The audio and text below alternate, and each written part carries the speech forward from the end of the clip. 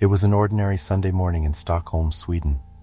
14 eager faces looked up at the sky as their stomachs filled with butterflies. They were strapped into the Jetline roller coaster at the Gröna Lund Amusement Park, hearts pounding in thrilling anticipation. But then, suddenly, terror replaced the excitement. A loud screech echoed through the park as the roller coaster went off its tracks, hanging 20 to 25 feet above the ground. One life was tragically cut short in the chaos, and 9 others were physically scarred. But how did it happen? What went so horribly wrong on that seemingly ordinary day? This is the harrowing story of the roller coaster derailment that transformed a day of joy and laughter into a day of mourning. The characters in this heartbreaking tale were just like any of us. They were parents guiding their excited children through the bustling crowds.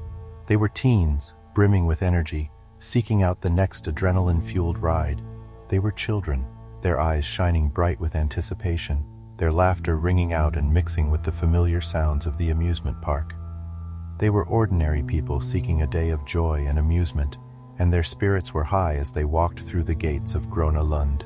From the thrilling spins of the Fall tilt to the swirling twister, Gröna Lund boasted a host of attractions.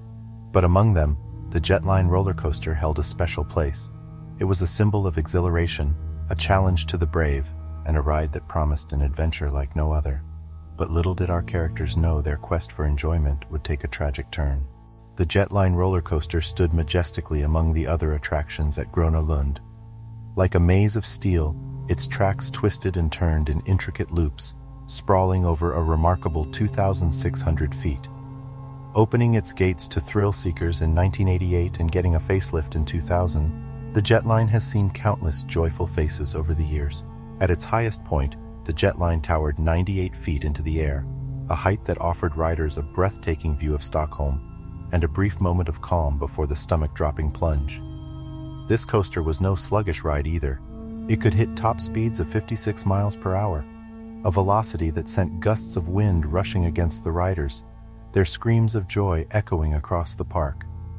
The way it worked was a marvel of modern engineering. Like most roller coasters, it combined gravity and kinetic energy. A motorized lift pulled the coaster to the top of the track, and from there gravity took control, hurtling the coaster along the track's dips and bends. Each twist and turn, each dizzying drop, and each swift ascent were meticulously designed to amplify the sense of thrill, making hearts race and adrenaline surge. The Jetline roller coaster wasn't just a ride but an experience, a testament to the human pursuit of joy and thrill. But on that fateful day, this emblem of happiness turned into a symbol of horror and despair, a chilling reminder of how quickly joy can turn into tragedy. As the Jetline roller coaster reached its highest point that sunny day, the 14 passengers on board looked out onto the beautiful view of Stockholm. Laughter and excited chatter filled the air. Then, without warning, the laughter faded into gasps of terror. At approximately 11:30 a.m., the front of the Jetline partially derailed. The roller coaster, usually a symphony of rhythmic sounds, groaned. Metal screeched against metal. The coaster shuddered and abruptly ended, hanging precariously between 20 to 25 feet above the ground. Panic swept through the trapped passengers. Seatbelts tightened against chests as the coaster swayed unsteadily. Some passengers gripped the safety bars, their knuckles turning white, while others reached out, instinctively trying to grasp something solid. Children whimpered, their joyous chatter replaced by cries of fear.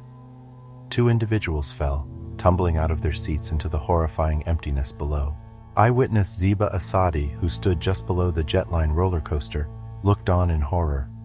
She witnessed the unthinkable as the wheel assembly of one of the cars crashed to the ground, followed by the sight of people falling from the derailed car. Other parkgoers watched in stunned silence as one passenger managed to cling to the tracks, sitting on a beam below the stopped train. His face was a mask of shock and terror as he awaited help.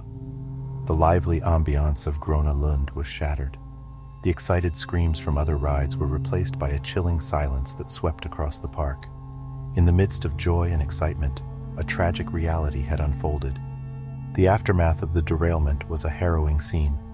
The park, once filled with laughter and delight, fell into a peaceful silence, pierced only by the occasional sirens of incoming emergency vehicles. One person whose day had begun with anticipation for a thrilling ride lost their lives in the tragic incident. 9 others, their worlds spinning from the shock and trauma, were rushed to the hospital. Among these, one individual was reported in a serious condition, their life suddenly thrown into peril. Even the youngest attendees, 3 children, weren't spared from this horrific event. They too suffered injuries, though thankfully minor. Their day of childlike joy and laughter turned into a memory they'd wish to forget. 4 of the injured remained hospitalized the following day, their recovery watched over by anxious loved ones. Gröna Lund, the beloved park, had to shut its gates to the public, an eerie quietness settling over the usually bustling venue. An amusement park left to deal with a tragedy, its thrilling rides standing silent, its joyous chatter replaced by the heavy weight of sorrow. In the eerie silence following the tragedy, the quest for answers began. An investigation to unearth the cause of the derailment was launched. John Alberg, the Director General of the Norwegian Accident Commission, took the lead. He informed the media that unraveling the causes could take several months, emphasizing the case's complexity. Meanwhile, Gröna Lund reacted promptly to the heart-wrenching event. The park officials, fully understanding the gravity of the situation, evacuated the amusement park, prioritizing the safety of the guests. The echoes of excitement and thrill, replaced by quiet concern, were silent now, a tribute to the people who lost their lives and the injured recovering in hospitals. Following the evacuation, Gröna Lund announced closure until further notice. Once symbols of joy, the ride stood still, silently bearing witness to the park's darkest day. The website updated the status with the words, "Closed until further notice," standing in stark contrast to the usual schedule of fun-filled hours. Understanding the need for support, park officials established a crisis line. They reached out to the affected and their loved ones, ensuring they had a platform to voice their concerns, ask questions, and most importantly, find emotional support during this distressing time. The police launched a criminal investigation into the horrifying incident, treating it with the seriousness it demanded. Possible charges of involuntary manslaughter, causing bodily harm, and causing danger to others were on the table as they explored every lead, every potential piece of evidence. With the police investigation underway, the gravity of the incident became clearer. Every stone was turned, every possible lead pursued, and the commitment was unwavering to bring justice to those affected by the horrifying incident. This wasn't a mere accident. It was a tragedy that unfolded on a day of leisure that could have been avoided with safety measures in place. The legal consequences were severe, underscoring the importance of accountability. The charges of involuntary manslaughter, causing bodily harm, and causing danger to others loomed over the park, serving as a stern reminder that negligence, if any, comes at a high cost. This shocking incident served as a wake-up call, not just for Gröna Lund, but for amusement parks globally. Annika Troselius, a spokeswoman for Gröna Lund, made a heartfelt statement.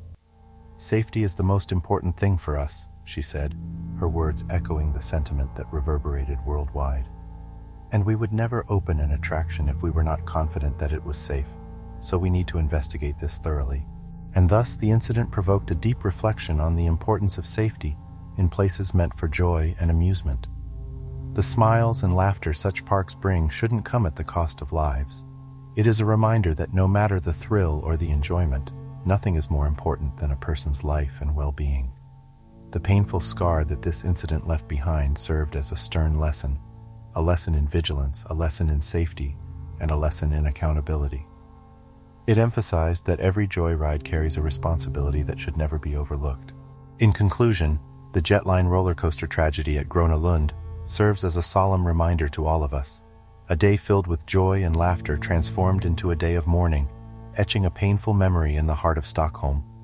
It underscored the absolute necessity of safety measures, the importance of regular checks, and the irreplaceable value of human life. It emphasized that while thrill and excitement draw us to such adventurous rides, safety should always come first. Today, we remember the 14 passengers who boarded that fateful ride, the innocent lives impacted by this event, and pay our respects to the person who lost their life. Our hearts go out to their families and those affected. This incident is now part of our collective consciousness, a reminder to always value life above all.